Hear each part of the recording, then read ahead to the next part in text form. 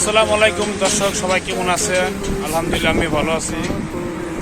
আমরা যেখানে কাজ করি সেখানে হলো শুধু মরুভূমি আর পাথর। এই যে দেখাইতেছি, দেখেন এখানে শুধু আপনার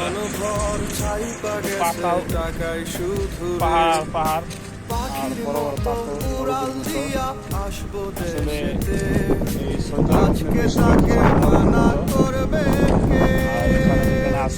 পাহাড় দেখেন, এখানে পাহাড় আছে।